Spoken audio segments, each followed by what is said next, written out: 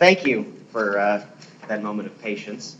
I'd also like to thank Neil and the Digital Classics Association for the opportunity to speak to you today, although I feel a little bit out of place, and I think you will see why as we move forward. Now, if I were to claim that everyone in this room is a practitioner of the digital classics, because we all use email and word processing programs, you would, I suspect, be unconvinced. Digital classics, or digital humanities, or digital archaeology, is not supposed to mean using computers in the course of our normal work. At this point in history, that's just called working. Instead, one has the impression that digital whatever involves approaches to our subjects of study that use the unique powers of computers to create new knowledge. These approaches are most exciting when they seem to involve skills, technologies, or ideas we don't have access to ourselves, or can acquire only with a great deal of effort or expense. When software becomes commonplace and easy to use, we cease to think of it in terms of digital research with a capital D. This has happened fairly recently with geographic information systems, for example, where 10 years ago papers about the revolutionary potential of GIS for archaeology or history could frequently be heard at conferences. The spatial turn is now in a mature phase, and making the revolutionary potential of GIS the centerpiece of an academic paper might seem a little outdated. And I should say, I have a digital handout for you, which I will give you at the end, so as not to distract you. So don't feel, if you want to write down the URLs that I'm providing, that you need to. There's a document for it. Until very recently, 3D technologies lay in the realm of capital D digital. Laser scanning required skilled operators, expensive equipment, and major computer processing power, and high-quality 3D reconstruction presented a similarly high bar for entry. Many of you have seen some of the impressive results of such digital work. Bernie Fischer's Rome Reborn, for example, or the Monuments laser scan by SciArc, or the Giza 3D project. These represent major investments in terms of time, expertise, and specialized programs and equipment. Few of us think we could repeat them.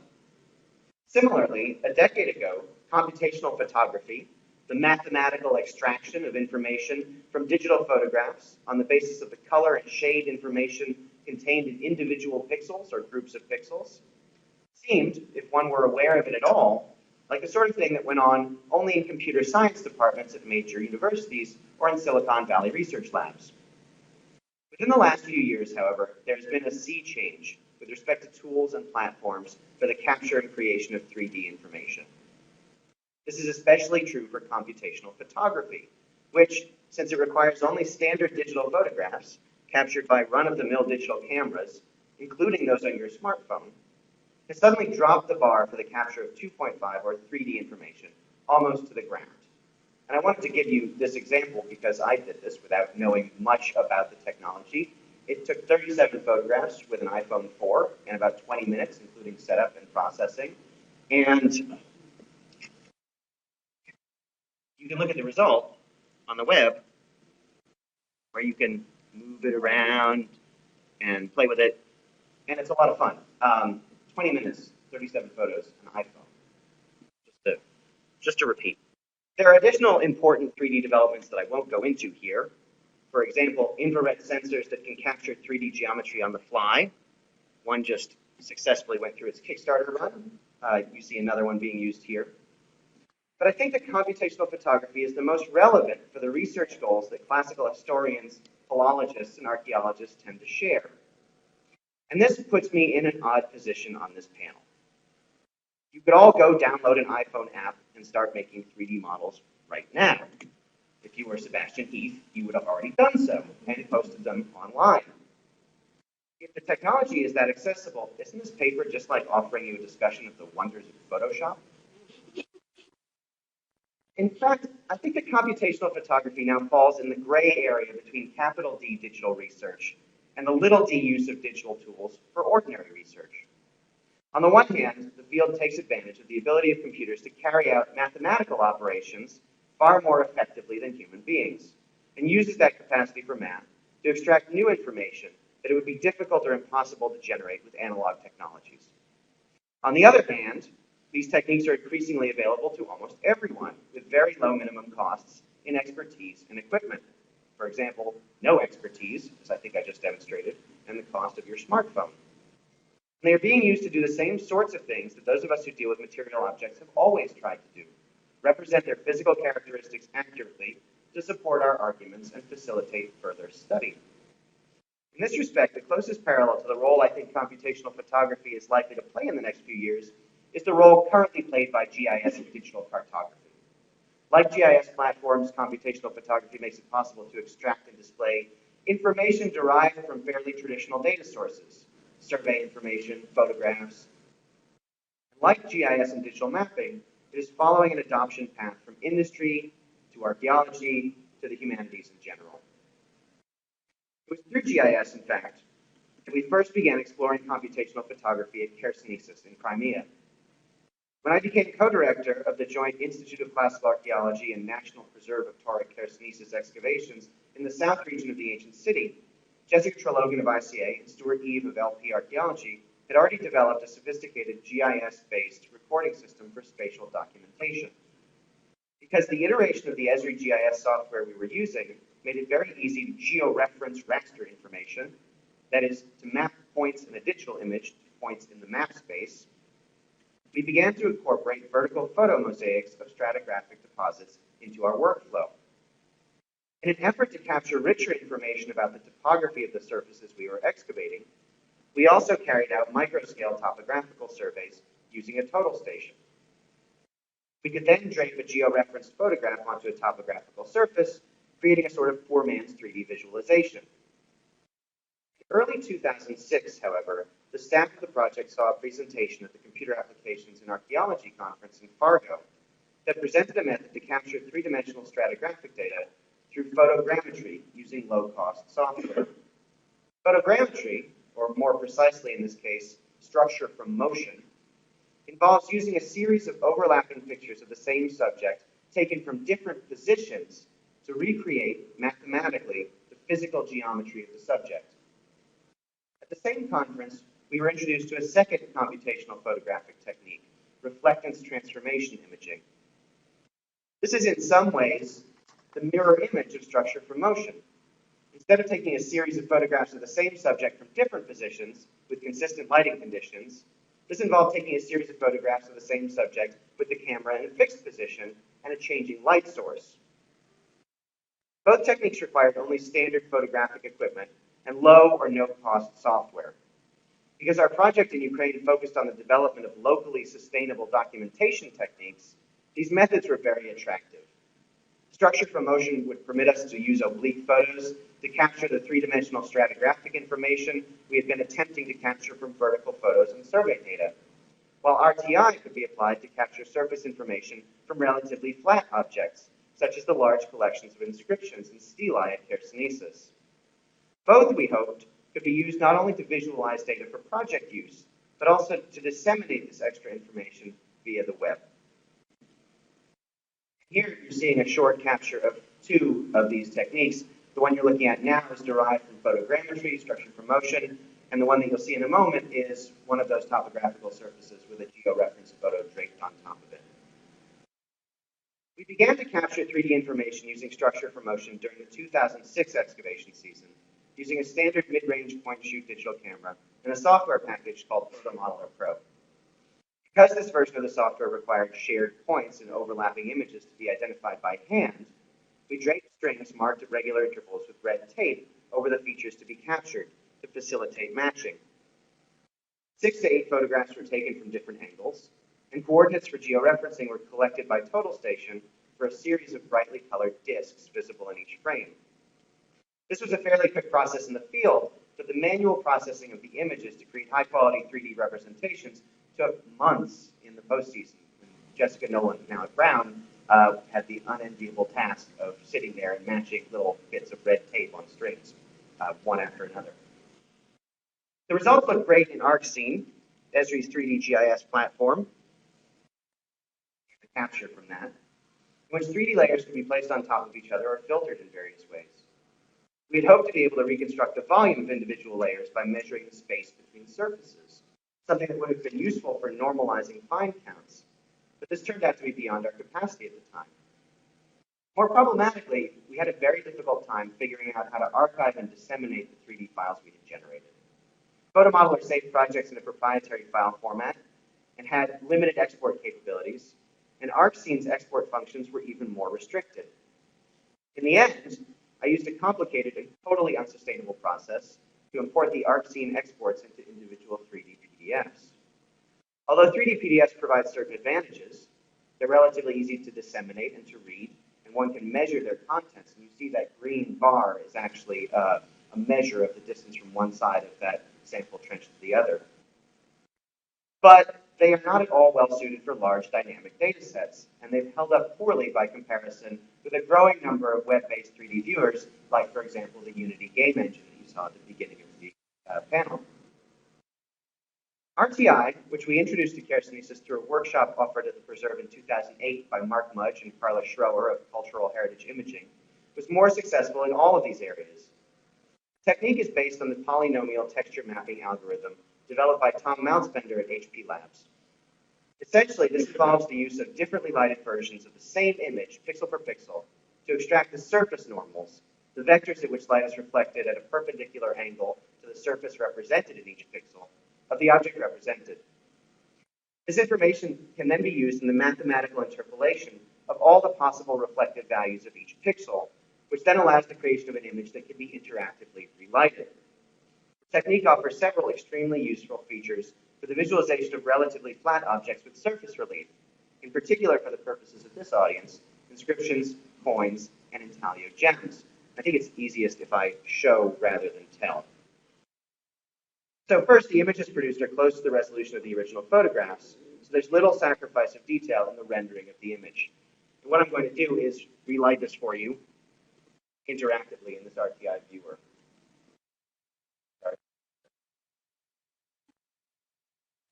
You can see you can pull out particular surface decoration without losing any of the actual photographic information. Second, the images preserve the original color captured by the photographs, so color is true across the range of lighting positions. And this is an 8mm intaglio agate gemstone. Nice light blue color.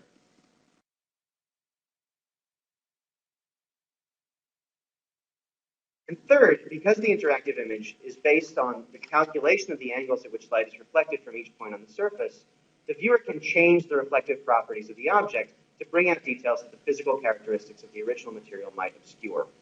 Here is the last example. This is an inscription. You can probably barely read it. The light is straight on. If we move this around, you can see it a little bit better. But if we change the reflective property of those pixels, you can see it a lot better.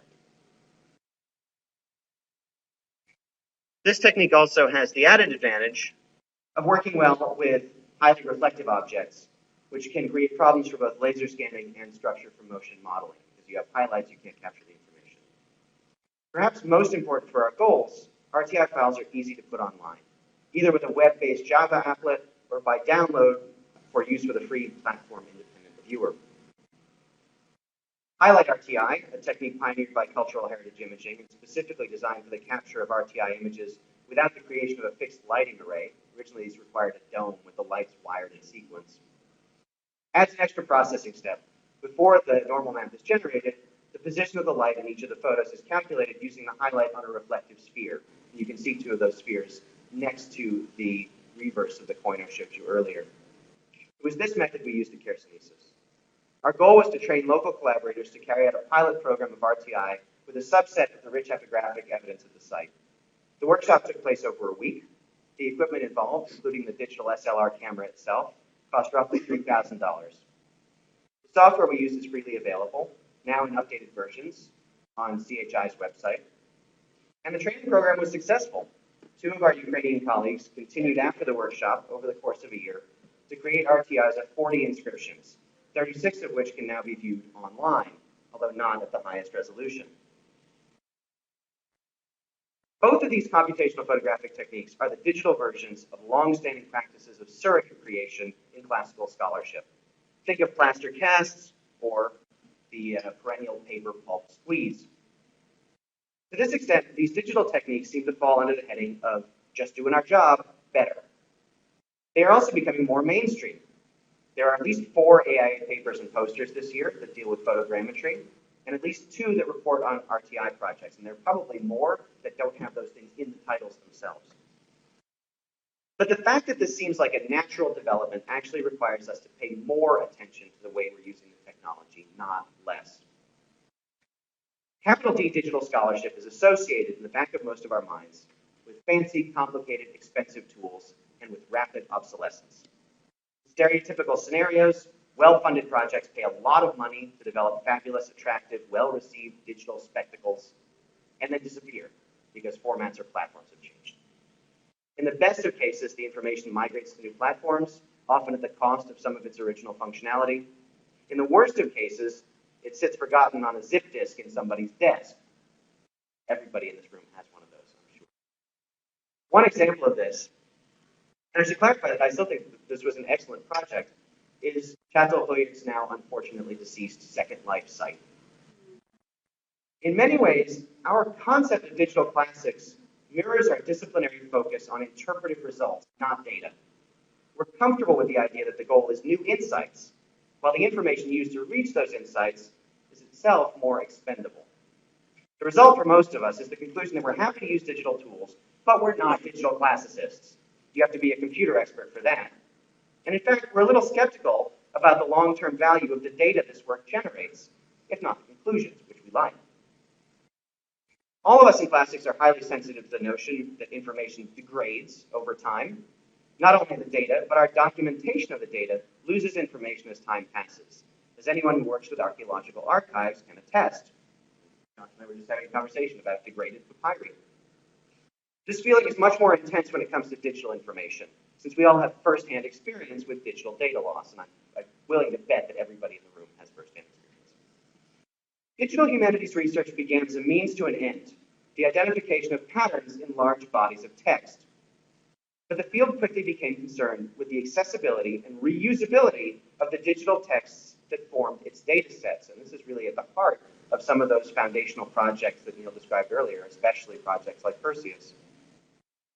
Visual approaches like computational photography are easier to see as ends in themselves, which paradoxically makes the data on which they are based seem more expendable. I made a pretty picture. To that extent, we're dealing with little d digital. That is just using a tool. It's when we consider the potential for dissemination and for the reuse of the original data, I think, that we move again into digital classics with a capital D. That reuse will involve the search for patterns in large data sets, and it will generate new research questions, but only if we take care to collect data now in ways that facilitate future reuse. This is especially pressing because the bar for entry for computational photography is currently so low. Everybody is going to run out and take a bunch of pictures with their phones. It's now one of the most democratic areas in digital classics. And I would insist that as a technique that generates new information that may be used to answer new research questions, it should count as capital D digital. Furthermore, because both structure for motion models and RTI images are derived from a series of digital photographs, which are themselves in formats that now have excellent preservation protocols, this information is as future-proofed as any digital information can be. Particular visualization formats may come and go, but as long as the original photographs can be recovered, they can be reused to derive the same geometric information about their subject. In fact, this is perhaps the only area in which our data will actually become richer over time. As processing algorithms improve, it will be possible to capture even better and more accurate information from the same set of original photographs. And I was playing around with this from some of our archival photographs from Chersonesus taken in 2006. Here's our original ortho-rectified photo from one of our photo models. And here's a newer version derived from a more up-to-date technology. So the prospect of future reuse relies on the capture of data now in ways that keep one eye on the future. And this is the note on which I will close the paper. In order to leave the classical record richer than we found it, we need to anticipate, as best we can, the needs of our successors. For those who wish to use structure for motion or RTI, this means not only observing best practices in terms of photographic capture, but also considering issues of measurement How will a user be able to extract measurements from your model or place it in real space? Metadata. How will a future scholar know what these photographs represent and how they were collected? Process history. What transformations and modifications were applied to your raw data, and what happened to make the raw data into the model? It also means planning carefully for the long-term preservation of the raw data, and ideally making those raw data accessible for reuse in a way that allows people to understand what they are. A group of photos of something is not actually that helpful. And in the best of all possible worlds, in addition to strategies for preserving the data set for reuse and isolation, it means adding your data to the growing linked data ecosystem so that your 3D model of a sculpture or your RTI image of an inscription is connected to other records for the same object, or to other mentions of the place from which it came, or to other references to the text it contains. The participation of a broader community in both capital D and little d digital classics, and the linking together of the information that community produces, will ensure that the digital information we all generate now will create a solid foundation for future research. Thanks very much.